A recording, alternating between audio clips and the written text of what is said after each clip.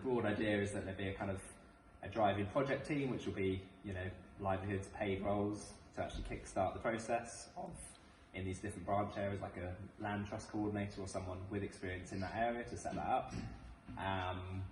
And then there'd also be a kind of advisory board, which would bring in a lot of all of the support partners and organisations. So hopefully that advisory board and the governance would be really rooted in kind of local growers, farmers, but also food organisations, people that have got a stake in this, or project partners, things like that. So that's the kind of broad proposal for that kind of first steps.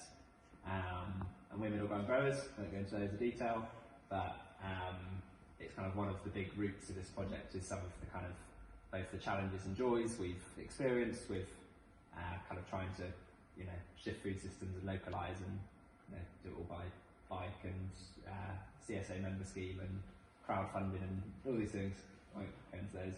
And then just to kind of explore and put some examples of potential people that could benefit from this project, or groups that we're already aware of that might benefit from it, or people that might be collaborators or partners in this project. Some of you might recognise the names. I'm not committing you to anything, don't worry. Very aware of people's capacity and capabilities and time.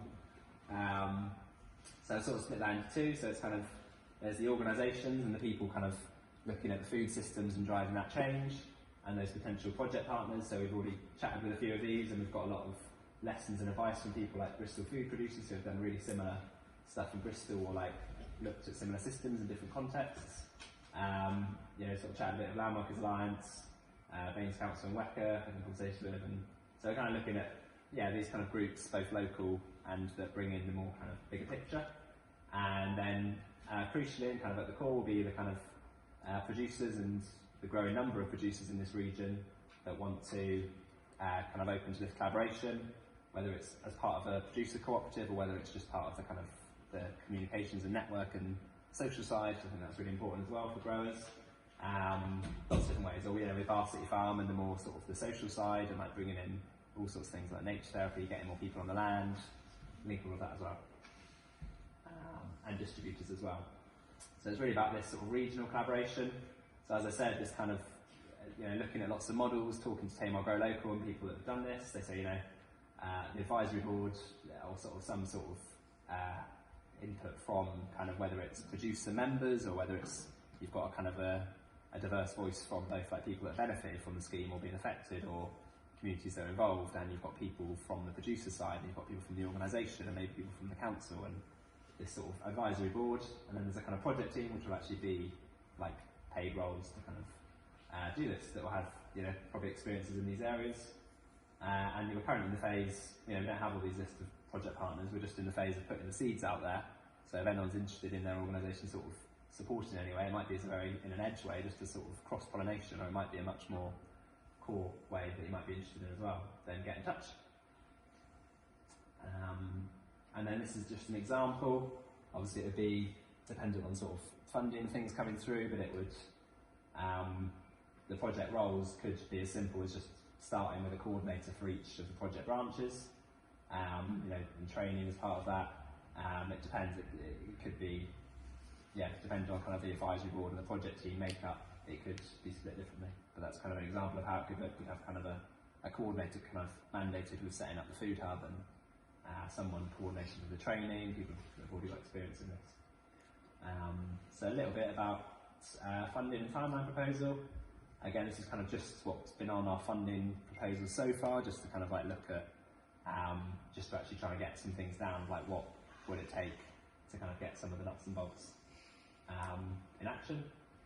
And this is a very preliminary draft. Again, it's just to throw things out there, like looking at a project across 3 years in kind of 3 phases of kind of like going from seeds to seedlings to forest phase, looking at kind of, yeah, what would be the kind of appropriate steps and transformation, and what resources would that require, probably as a bare minimum, to actually get something ambitious like this off the ground.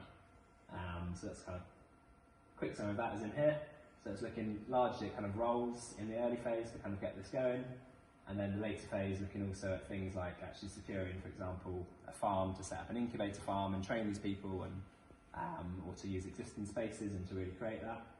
And the key thing to point out here is talking to other kind of projects that have done this, is that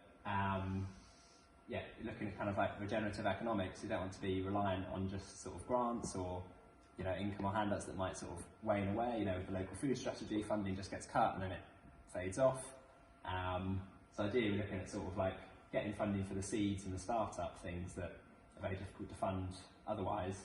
And then actually after that having quite a resilient self-sustaining model. So we talked a bit in the producers co-op group about different models and things that could actually, for example with Tamar Grow Local, they have a really good economic model which means they're just self-sustaining as an enterprise, and it actually lifts the farmers up and the growers up as well, because they're accessing wider markets, they're upvaluing some products, they're creating more diversity, they're keeping customers all year round, so they can actually sell more, and actually the economics is much more regenerative, and actually the growers will be getting more from that. So it's not sort of taking a cut, it's actually making sure it's cyclical.